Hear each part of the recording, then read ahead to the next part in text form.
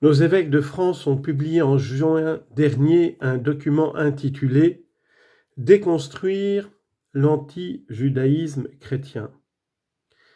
Notons d'abord qu'il parle d'anti-judaïsme et non pas d'antisémitisme, comme on le fait à tort le plus souvent, puisque les raisons n'étaient pas raciales mais religieuses. Il n'empêche que cet anti-judaïsme a joué un rôle dans l'antisémitisme occidental qui connut son tragique paroxysme avec la Shoah.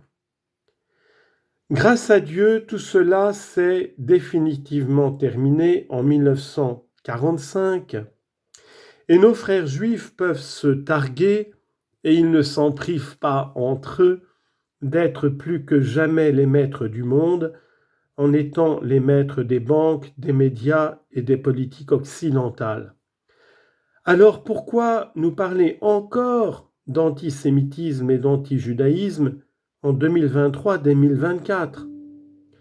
On aurait aimé que nos évêques de France publient ce genre de documents du temps de l'affaire Dreyfus, fin 19e siècle, ou durant l'occupation allemande, lorsque le racisme anti-juif, anti-judaïque et antisémite prévalait en France.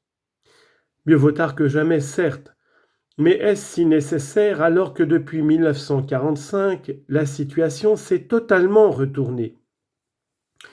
Oui, je dis bien que la situation est totalement retournée depuis 85 ans. Aucun de mes amis juifs n'a jamais subi d'agression antisémite ou anti-judaïque en France, même ceux âgés de plus de 76 ans.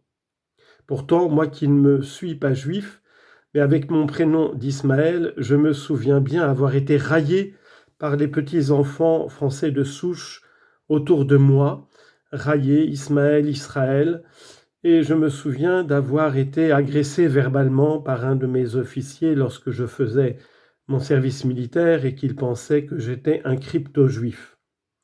Mais bon, c'est pas aller plus loin. La totalité des chrétiens, ou du moins l'immense majorité des chrétiens, surtout depuis le Concile Vatican II, considèrent respectueusement et avec admiration les Juifs comme leurs frères aînés, parce que Jésus, sa Sainte Mère, les apôtres et tous les prophètes étaient juifs, et que nous avons reçu d'eux l'Ancien Testament. Alors pourquoi nous bassiner indéfiniment sur l'antijudaïsme et l'antisémitisme ? Pourquoi ? Sinon, malheureusement, pour nous enfoncer indéfiniment dans la culpabilité mortifère et pour occulter la tragédie de Gaza et de toute la Palestine, du Liban et de tout le Proche-Orient depuis 1948. Oui, nos évêques, malheureusement, comme la doxa médiatique occidentale, est au service de la sur-victimisation exclusive des Juifs pour leur permettre de perpétrer en toute impunité leurs crimes coloniaux racistes depuis 1945. Pourquoi nous bassiner indéfiniment sur l'antijudaïsme et l'antisémitisme, sinon pour occulter le règne des autres formes de racisme en France, racisme anti-black et anti-arabe, et aussi racisme anti-blanc et anti-français de souche, et l'islamophobie, qui sont tellement répandues en France au point que on semblerait au bord de la guerre civile. Pourquoi nous bassiner indéfiniment sur l'antijudaïsme et l'antisémitisme quasiment inexistants, sinon pour plaire aux maîtres de ce monde, esclaves de Mammon ? Antisémitisme en France, quelques tags de l'étoile de David depuis le 7 octobre. Mais hélas, comme souvent, des juifs parano ou le Mossad sont souvent derrière. N'oublions pas cependant les attentats terroristes dits islamiques contre des juifs ces dernières années, mais qui ne sont en fait que des réactions individuelles malheureuses et manipulées contre l'impunité totale depuis un siècle du terrorisme sioniste juif contre les Palestiniens en Terre Sainte et la destruction de nations entières pour l'intérêt d'Israël. Le Liban d'abord, ensuite l'Irak, la Syrie, la Libye, avec ses millions de morts et ses dizaines de millions de réfugiés.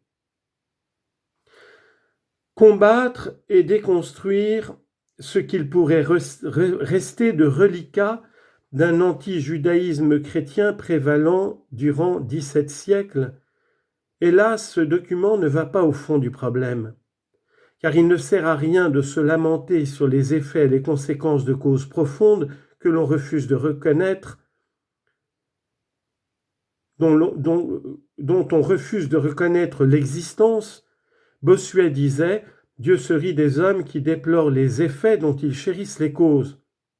Comment prétendre déconstruire l'antisémitisme si l'on reste dans des confusions et des amalgames, et même des contresens, et si l'on ne s'attaque pas aux fondements et aux racines profondes?